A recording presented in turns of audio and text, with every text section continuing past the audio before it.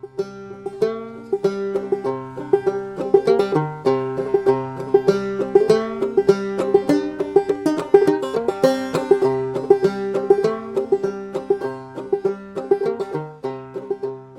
you very much for being on Old Time Central. My pleasure. So far. Well, John Crutchfield, old friend, met in Berlin, got me into Old Time. I played a small role, I hope. Yeah, I think so. I'm curious how you got started playing Old Time. How I got started playing Old Time. Well, growing up in Watauga County, North Carolina, it was kind of around me all the time. I mean, it was there in the culture, but it was more background noise. I don't think I really paid any particular attention to it. I was more interested in prog rock, I guess, at the time, you know. I was a drummer. So it really didn't register for me until I was in my 30s, early 30s, and then I guess I happened to walk into a little pub in Asheville where I live now, and I happened to be there on the night when they were having the Old Time Jam that's been going on for, I guess, 30 years now. And it was a combination of, I think, something about the music itself that finally struck me for whatever reason. I was able to perceive the beauty of the music in a way I never had before. I'm not sure why that would happen first at age 30 and not earlier, but that was the way it was. But also, I think something about just the mood in the room struck me as just there was something permeating the room that everyone was feeling good, not just the musicians, but kind of everyone who was there. It reminded me very much of experiences I had in the British Isles, going to pubs and seeing the way the musicians interacted with the audience and stuff. And it wasn't really an audience. I mean, there wasn't this clear line between the musicians and the audience. I think that's what interested me. Someone would get up from a table from drinking a beer and eating some chips and pick up an instrument and join the music, and someone else who was on stage would put down their instrument and go sit and have a beer. So it was a very permeable kind of thing. And so the next week, I brought my guitar and just kind of inserted myself into the noise. And luckily, that's a very, very open and welcoming jam, and some people kind of took me under their wing and started showing me the chops. I'm sure I was terrible at the beginning. I mean, I knew the chords, but I didn't know the feel, the groove. So it was really this social dimension of it, I think, that was to me appealing. It was to play music with people in a way that didn't require immense levels of skill and yet left room for immense levels of skill if you had them, right? And you felt welcome right at the beginning, or? I felt really welcome right at the beginning. Obviously some people were more actively welcoming than others. I mean, right. There's definitely one guy in particular, a guy named Todd Neal, who's a great guitar player in his own right, lives down in Saluda, just a little bit south of North Carolina. Of Asheville. He was very warm in his reaching out to me and kind of showing me the ropes and whispering the chords to me and stuff, and then we were going. So that made a huge difference. And when did the banjo start? Well, the banjo is kind of a drum with some strings on it. So in a way, it seemed to me like a great hybrid instrument for someone who's really a drummer at heart. I like playing guitar. I like it very much because it's also definitely a rhythm instrument, at least in this genre. But the banjo has a wonderful flexibility to it. You can kind of weave in and out of the melody as well as just locking back on the rhythmical aspects of the music. And I just like the sound of it,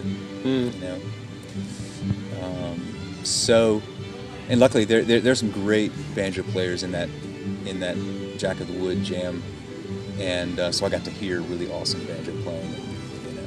Was there anybody that stood out at the beginning, like somebody who really? Well, I didn't get to, the obvious answer there would be John Herman, though he didn't play banjo that much in the session. He's really mostly the fiddle player, but there's a guy who often played, I guess what you would call first chair banjo in that session, a guy named Neil Carroll, who is an amazing banjo player, and I got to sit next to him and really observe what he was doing, and trying to put together the visuals with the audio was always the challenge for me, because when when you look at someone play banjo, if you're used to playing guitar, it doesn't really make much sense what you're hearing Right. and what you're seeing. Clawhammer especially. Yeah. So it took me a while to figure out what was going on.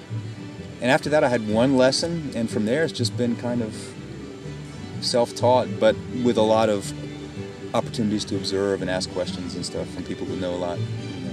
More. So most of the stuff you just learned in sessions, or did you also do some work at home? Oh, I did a fair amount of, what do you call it, woodshedding, I guess. Yeah. I gave myself the challenge I'm a playwright. I can't call that my day job because it doesn't earn any money, but anyway, that's my vocation. My vocation. And I wrote myself a play, a one-man show, kind of set in southern Appalachia, in which I set myself the kind of artistic challenge of playing banjo and singing in the show. So I gave myself that challenge, and so I really learned those tunes, and then from there I kind of expanded. But it's fairly easy to reach a level of passable competence in this genre, which I like. Right. And then if you really want to put in the 10,000 hours necessary to becoming a virtuoso, you can do that. Right. Or you can choose not to. Or you can just, be choose not perfectly to. happy Be for the rest of your perfectly happy, right. Get pretty decent on the banjo, switch to maybe pick up a little fiddle, and, Right. So that's kind of been the route. Everyone's cool with that. That's the route I've chosen. Yeah. And when was this? When did you first happen upon the Asheville Jam? Let's see. I moved to Asheville in 2006. But I had been coming to Asheville off and on to do performances, dramatic, theatrical stuff, for a couple of years prior to that. So I was kind of beginning to get aware of it as an adult now, and not just. In other words, Oldtime is something that people still did with passion, and it was not just some kind of weird hillbilly thing that I remember from growing up. From youth, right? Right. So that was 2006 when I think I really got actively involved. Right. So what's that? 12 years ago? Yeah. Not too terribly long. And do you know why have you stuck with it? Why do you keep playing? Because I think really for the reason that I got into it to begin with, which is the social dimension. It's a kind of a way to connect with other people, regardless of their political views or background or whatever. You can find each other in the music and really have just a hell of a good time without a whole lot of stress or effort, or perfectionism. None of that really matters. Right. So that's why I've stuck with it. It's just fun.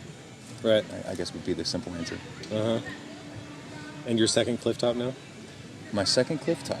It took me a while to finally get up here to Clifftop. Not very far from Asheville. It's considering how close it is to Asheville, and I've never been to Mount Airy, which is even closer, or Galax. But yeah, the first Clifftop experience, as you well know, having been there yourself, was pretty amazing. So it seemed like a priority, and I begin to understand why people come back every year. Just to see friends and and be in a beautiful place, and it's kind of sort of a special environment in so many ways. It feels separated from what we would call the real world, I guess. And yet at the same time, it's very real, right, in a way that the real world sometimes isn't. So, yeah. Okay, thanks. Sure. So you not only write plays and essays and poetry and all kinds of other things, but you also write songs and tunes. I have committed that sin, yes. I have attempted to write songs, mostly on guitar, but occasionally on banjo as well. Okay. Yeah. And you're going to play us Groundhog. Do you have any? I will play you Groundhog. Which is one of your own. Which is one of my own, and it's one that comes out of direct personal experience. My wife and I bought an old house in an old part of town back in 2011, and we wanted to start a garden. We did start a garden. It was beautiful. We put so much work into it, and right as the broccoli and the kale and everything was getting to that perfect moment where you're saying to yourself, okay, we're just going to wait maybe another day, maybe 2 more days. One morning, decimation. Yeah. The groundhogs had destroyed our entire garden. So this song sort of comes out of that experience. Cool. And it was an experience that caused me to consider buying a firearm, which I'm not really that type of guy, but I was so filled with homicidal rage, I think is the word that I consider buying a firearm. Groundhogicidal rage. Yeah, groundhogicidal, yeah, right.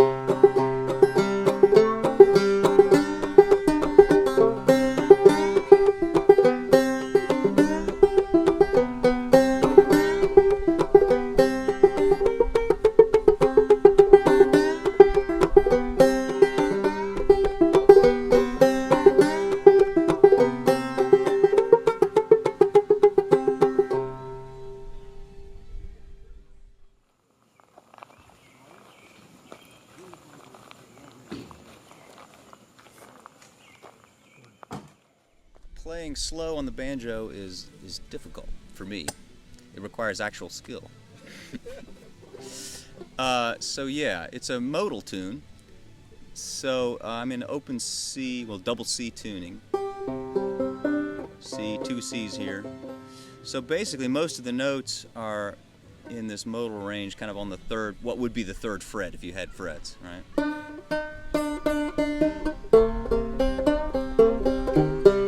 So it kind of just climbs up the strings. I'll play it slow.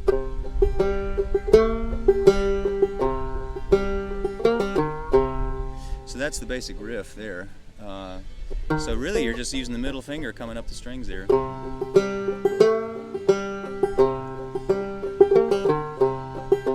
And then it goes up to the third string.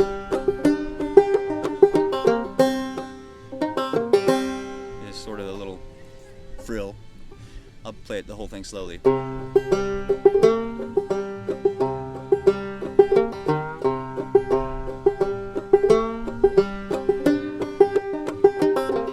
So I do a little drop thumb there on that part, but obviously I wrote the song on a half fretless banjo, so a lot of the groove is really the sliding up and down.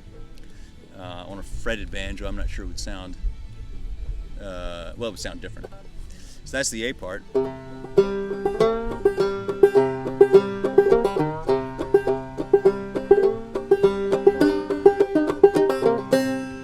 The B part then climbs up here. This is also a C, just voiced a little differently. Kind of slide up to, and then there's a little drop down. So that sounds like this.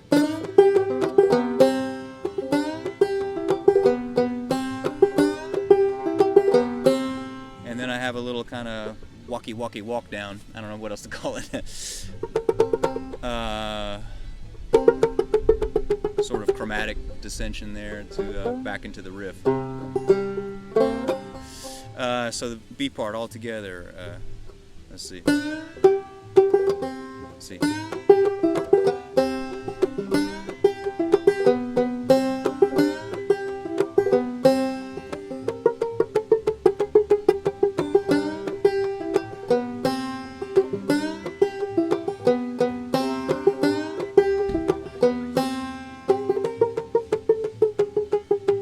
Back to the A. So it's actually pretty simple. I guess a few things that are unusual about it would be that chromatic walk down. You wouldn't hear that so often, I suppose, in old time. And that's also a step you don't often hear. In any event, there aren't really that many tricks to it. It's pretty simple, actually. And one time through? One time through the whole A and B parts together. Okay. At tempo.